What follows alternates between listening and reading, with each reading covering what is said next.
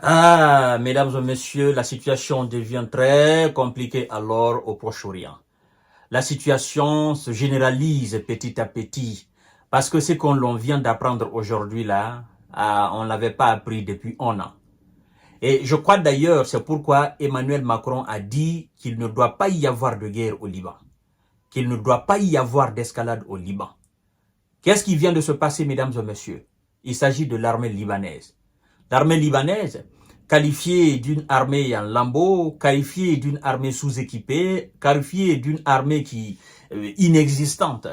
Cette armée vient de riposter aujourd'hui à des actions militaires de l'Israël. Si on ne parlait que du Hezbollah, l'armée libanaise est entrée alors dans la danse pour la première fois depuis une année.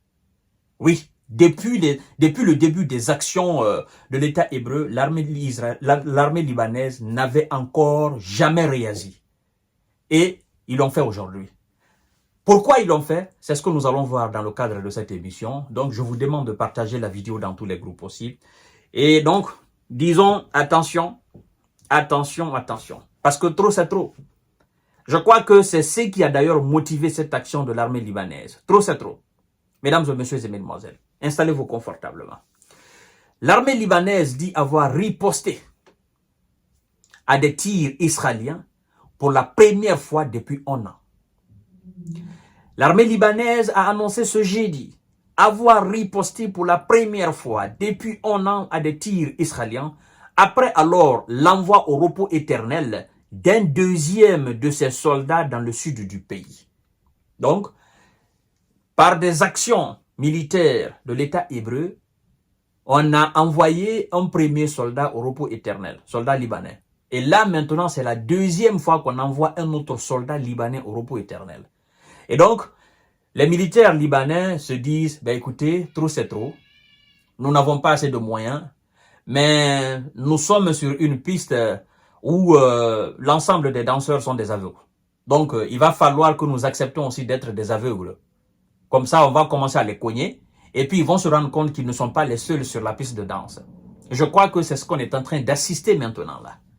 Alors, un soldat a été envoyé au repos éternel après que l'ennemi, parlant de l'Israël, a visé un poste militaire dans la région de Bint Jbel, dans le sud.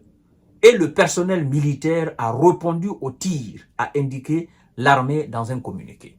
Alors, pourquoi les hommes de M. Benyamin s'attaquent à un poste militaire de l'armée libanaise? Est-ce qu'ils confondent le mouvement Hezbollah à l'armée libanaise? Je crois qu'il y a une différence. Et je crois aussi qu'ils doivent le savoir. Parce que si à la fois maintenant, ils doivent avoir dans le dos l'armée libanaise, mais aussi le Hezbollah, eh bien ça va être très très compliqué. Et très compliqué. On dit oui, ils n'ont pas les moyens. Mais vous devez savoir que dans de telles conditions, effectivement, ils ne manqueront pas les moyens. On dit oui, ils sont sous-équipés. Eh bien, ils peuvent être équipés, effectivement, par des gens qui cherchent, n'est-ce pas, à les équiper d'une manière ou d'une autre.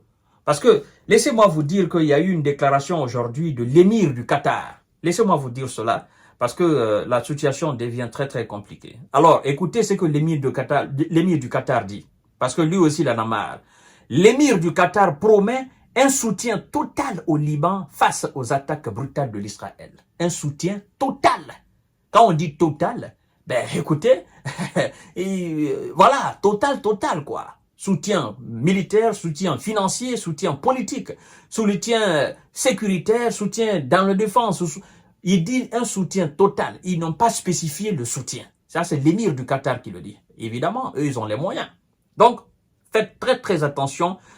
Monsieur Benyamin, il doit faire très attention pour ne pas généraliser la situation. Voilà ce que d'ailleurs les Français évitent. Parce que Emmanuel Macron, depuis le début, il a dit à l'ONU, il dit qu'il ne doit pas y avoir de guerre au Liban.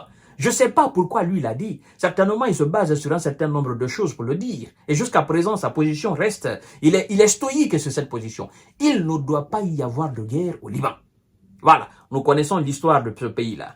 L'émir du Qatar, ok, Tamim bin Hamad Al Thani, a exprimé jeudi son soutien total au Liban, affirmant avoir ordonné la fourniture d'aide à ce pays en difficulté où les bombardements israéliens ont fait des centaines, ont envoyé des centaines de personnes au repos éternel, vous comprenez, après d'1,2 million de déplacés selon le gouvernement.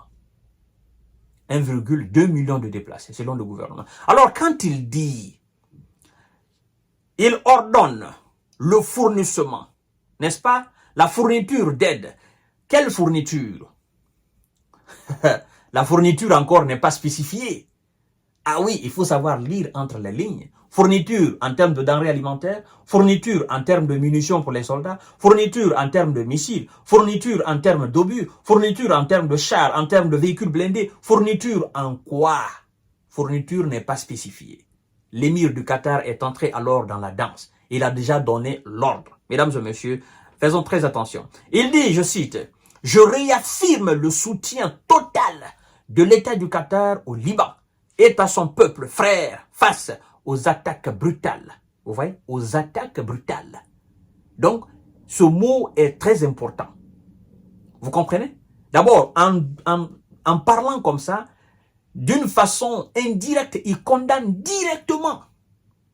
Il condamne directement les actions de l'État hébreu. Parce qu'il dit, je réaffirme le soutien total de l'État du Qatar au Liban et à son peuple frère face aux attaques brutales dont ils sont victimes, a déclaré l'émir sur X, ajoutant avoir ordonné une action rapide et la mise à disposition de toutes les ressources nécessaires pour venir en aide aux populations touchées.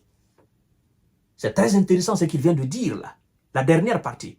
Il dit, ajoutant avoir ordonné une action rapide et la mise à disposition de toutes les ressources nécessaires. Toutes les ressources nécessaires, les ressources ne sont pas encore spécifiées. Vous voyez? Toutes les ressources, parce que s'il avait dit une aide financière ou une aide alimentaire, on aurait compris. Mais il dit toutes les ressources nécessaires pour venir en aide aux populations touchées. Donc, dans cette déclaration de l'émir, dans ce soutien de l'émir, tout n'est pas dit. Il y a anguille sous roche. Vous comprenez? Il y a anguille sous roche. Donc, petit à petit, les gars sont en train d'augmenter leur ennemi, leur adversaire. Ça devient un peu dégoûtant, quoi, pour les voisins. On vous dit d'arrêter, vous avez fait pour Gaza, machin. On vous a dit d'arrêter, vous ne comprenez pas. Maintenant, c'est le Liban. Après le Liban, ce serait où? Ce serait où? Après le Liban, vous allez rentrer en Irak. Après, vous allez rentrer au Qatar. Vous allez vous attaquer à l'Arabie Saoudite. À un moment donné, il faut quand même savoir s'arrêter. Je crois d'ailleurs que les alliés de M. Benyamin, ils ont plusieurs fois dit cela. Il faut savoir s'arrêter à un moment donné. Mais le gars, il ne comprend pas. Certainement, le gars, il est animé par ce sentiment. Il se dit, bon, écoutez, quel que soit peu Dix, mes alliés ne vont pas me lâcher. Oui, tes alliés ne vont pas te lâcher. Mais il faut aussi comprendre que tes alliés ont des intérêts à défendre. Non seulement en Arabie Saoudite, ils ont des intérêts à défendre. Bien vrai que l'Iran soit sous les sanctions, ils ont des intérêts à défendre en Iran. Parce que, effectivement, vous devez savoir que l'Iran a des ambassades dans tous ces pays, que ce soit aux États-Unis, machin. L'Allemagne même a convoqué l'ambassade de l'Iran. Donc, ils ont des intérêts là-bas. Vos alliés, ils ont des intérêts au Qatar. Vos alliés, ils ont des intérêts un peu partout. Vos alliés, ils ont aussi des alliés parmi vos ennemis. Et c'est que M. Benyamin ne le sait pas. Les Américains, voilà, en quelque sorte, ils sont alliés à l'Arabie Saoudite. Les Français, ils ont aussi des trucs avec le Qatar. Vous voyez? Donc, une généralisation de la situation n'arrange même pas les alliés de M. Benyamin. C'est ce qu'il ne comprend pas. C'est pourquoi ils disent, il ne faut pas généraliser la situation. Il faut savoir t'arrêter. Il faut savoir maintenant que trop, c'est trop. Sinon, ben écoutez, nous allons te lâcher. Et tu sais très bien que si on te lâche, toi seul, tu ne peux pas faire face à ces gens, ben ils vont te bouffer. C'est clair et net. Sans nous, ben écoutez, ta sécurité n'est pas assurée. C'est ça, au fait. Et je crois que les gars, ils doivent le dire ça plusieurs fois pour qu'ils comprennent, afin que la paix revienne dans cette région de notre planète terrestre, au fait.